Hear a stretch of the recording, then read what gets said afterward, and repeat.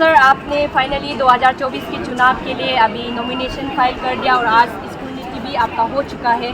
तो देखा गया है कि आपके शुभचिंतक भी बहुत ही भीड़ की तादाद में आपको सपोर्ट करने के लिए आए हैं। तो आपकी तमाम लपारादा की जनता को आप कुछ संदेश देना चाहिए। जी, मैं आज हमारा जो कैंडिडेचर स्क्रूटनी जो है, मेरा स्क्रूटनी आज हुआ है और आज से मैं ऑफिशियल एनपीपी का ऑफिशियल में कैंडिडेट हूँ। तो मैं जनता को मैं यही कहना चाहता हूँ, और आप तो हमेशा यहाँ पे आता है आरसीसीएन, आप तो हमेशा यहाँ पे आते हैं, आप तो कंटिन्यूसली आप देख रहा है जिस तरह से भीड़ और जिस तरह से मेरा पब्लिक हमको समर्थन दे रहा है, वो तो कंटिन्यू है वो।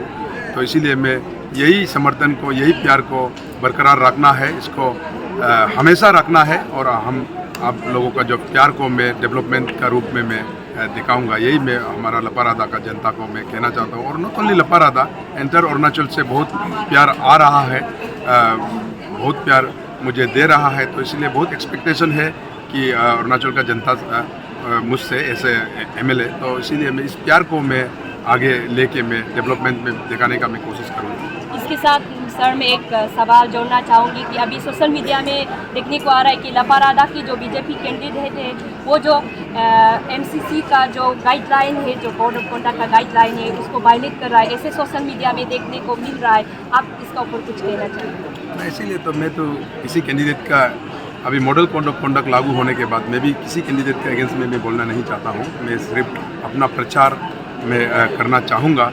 लेकिन ये अनफॉर्चुनेटली सोशल मीडिया में आप लोग खुद देख रहा है, MCC model code of conduct लागू होने के बाद तो असेंबली डिसॉल्व हो जाता है और गवर्नमेंट जो है डायरेक्टली इलेक्शन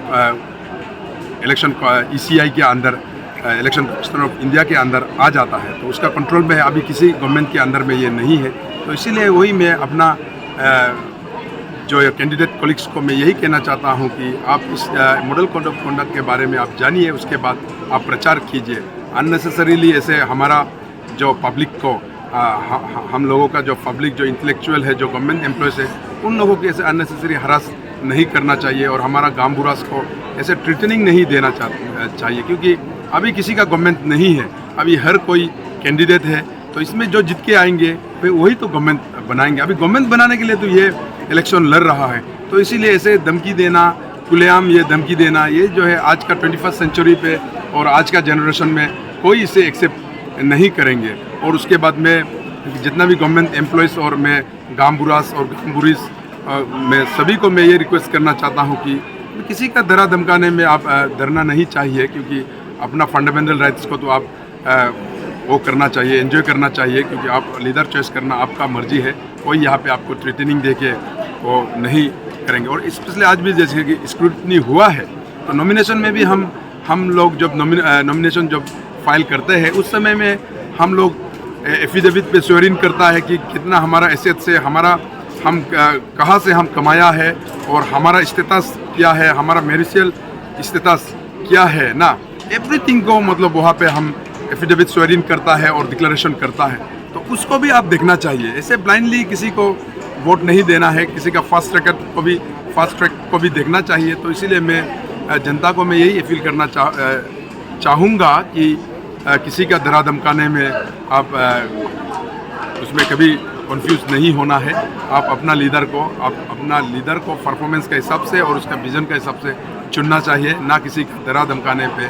तो मैं यही मेरा लपारादा का पब्लिक और जनता को मैं रिक्वेस्ट करना चाहता हूँ, और मेरा कैंडिडेट कॉलिग्स को भी मैं रिक्वेस्ट करना चाहता हूँ, ऐसे डरा धमका के आप वोट हासिल करने का कोशिश मत कीजिए। आप अपना विज़न बताइए, आप अपना लपारादा के लिए आप जो करना चाहता है आप वो बताइए। और हम तो अपना 5 साल के जो डेवलपमेंट के आधार पे मैं लड़ रहा हूँ, और मैं अपना विज़न को मैं बोल के मैं जनता को मैं अपील कर रहा हूँ। अभी जनता का हाथ में किसको वोट देना है और किस गवर्नमेंट को लाना है, वो जनता के हाथ में।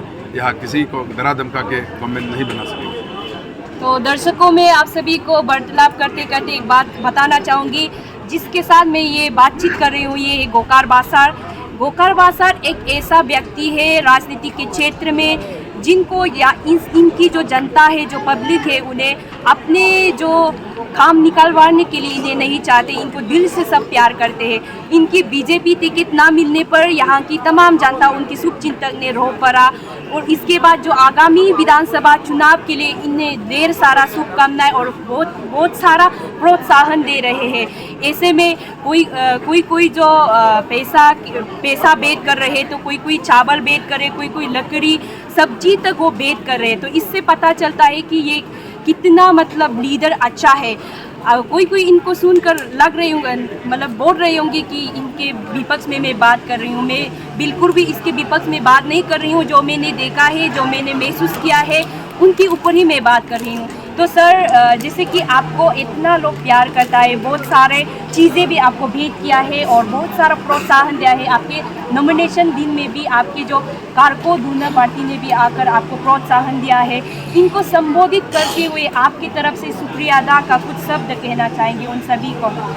सिर्फ देखिए, इसमें नॉट ओनली कारको दूना, अभी इंटर अरुणाचल से बहुत कुछ इन काइंड में आ रहा है और जो मूवमेंट जो है बहुत स्ट्रॉन्ग हो रहा है। तो इसलिए मैं जितने भी मेरा दूना पार्टी को भी और उसके बाद जो अरुणाचल से जिस तरह मुझे प्यार आ रहा है, मैं सबको तहे दिल से मैं और मेरा फैमिली का तरफ से और लपारादा के जनता की तरफ से मैं थैंक्स देना चाहता हूँ। जिस तरह कंट्रीब्यूट कर रहा है मुझे विधायक बनाने का, मतलब ये तो आई थिंक अरुणाचल से ये एक यूनिक कॉन्स्टिट्यूंसी है जिस तरह, और मैं एक ऐसे लकी कैंडिडेट हूँ जिस तरह हर कॉर्नर से मुझे प्यार मिल रहा है। और विदिन मेरा अपना कॉन्स्टिट्यूंसी से भी देख लीजिए, सब फायरूद पहुँचा रहा है, चावल पहुँचा रहा है, और उसके बाद जो है हमारा जंगल का जो पट्टा जो हम खाना खाते हैं, ये जो पहुँचा रहा है। तो इसीलिए मैं भी इसको दिल से मैं एक्सेप्ट कर रहा हूँ। और उसके बाद देख लीजिए, अगर पहला कैंडिडेट को अगर ऐसे करने से भी अलग बात था, मैं दोबारा जो कॉन्टेस्ट कर रहा हूँ 2019 में भी ये ऐसे ही हुआ था, लेकिन अभी 2019 से ज़्यादा प्यार आ रहा है क्योंकि अभी बाहर का कॉन्स्टिट्यूंसी से भी आ रहा है और अभी तो हर बस्ती से, अभी आई थिंक लपारादा का हर बस्ती से तो ये जो कंट्रीब्यूशन जो है आ रहा है। तो इसीलिए मैं शब्द ही नहीं है उन लोगों को थैंक्स करने का और थैंक्स देने का। तो इसलिए मैं सिर्फ यही फोकस कर रहा हूँ कि मैं सिर्फ जनता के लिए मैं जीऊँगा, मैं जनता के लिए काम करूँगा। जिस तरह उन्होंने मुझे विश्वास कर रहा है कि रूलिंग टिकट नहीं मिलने का बावजूद भी, लेकिन और उसके बाद मेरा कॉन्स्टिट्यूंसी ऐसे एक यूनिक कॉन्स्टिट्यूंसी है, इसमें तो रूलिंग टिकट इतना मायना नहीं रखता है।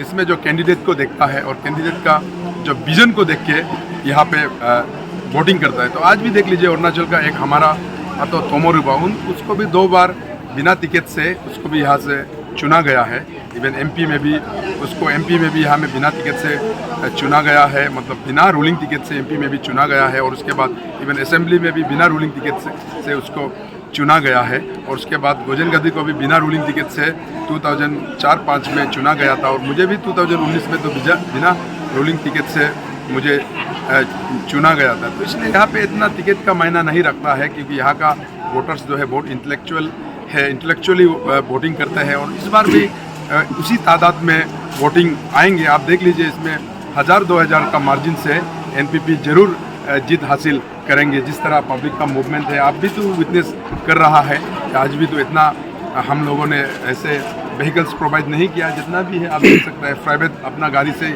आके इस स्क्रूटनी का इस प्रोग्राम को भी पार्टिसिपेट किया है। तो इसीलिए जितने भी लपारादा के पब्लिक और अरुणाचल के जो दूने और हमारा वेल विशर को हम तहे दिल से मैं थैंक्स देना तो चाहता है, लेकिन ये वर्ड्स भी काफ़ी नहीं है जिस तरह उन्होंने मुझे प्यार कर रहा है।